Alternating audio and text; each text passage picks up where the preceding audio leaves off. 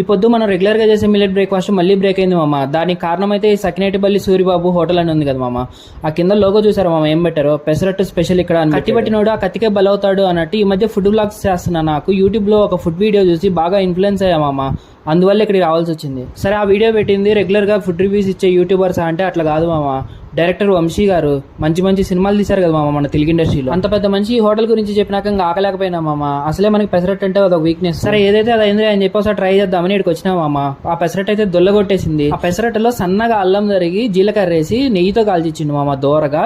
పెసరట్టు అయితే సూపర్ ఉంది. వీళ్ళ దగ్గర బొంబాయి చట్నీ ఫేమస్ అంట మామ. ఆ బొంబాయి చట్నీలోకి పెసర పునుగులు వేసుకుని తిన్నాను, అది కూడా బానే ఉంది. ఈ హోటల్ అడ్రస్ వచ్చేసి నిజాంపేటలో ఉంటుంది మామ. కింద డిస్క్రిప్షన్ లో ఇస్తాను ఫుల్ లొకేషన్ డీటెయిల్స్. ఇంకా పని అయిపోయింది కదా అని ఇంటికి బయలుదేరి వస్తా ఉంటే రోడ్ సైడ్ ఈ చింత చెట్టు కనిపించింది మామ. దానికి అప్పుడే లేత చిగురు వస్తా ఉంది. ఈ చింత చిగురుతో చేసిన పప్పు తినాలని ఎప్పటి నుంచో అనుకుంటున్నాం మామ. బయట కొందామంటే సెటాక్ 100 రూపాయలు అని చెప్తున్నారు. ఆ సెటాక్ అంటే ఎన్ని గ్రాములు అర్థం కాలేదు. ఇప్పటికైతే రుచి చూద్దామని కొంచెం కోసుకుని నోట్లో వేసుకున్నాను. నెక్స్ట్ ఈ చింత చిగురుతో ఏమేమి చేయగలమో మన టాలెంట్ ఒకసారి చూపిద్దాం మామ.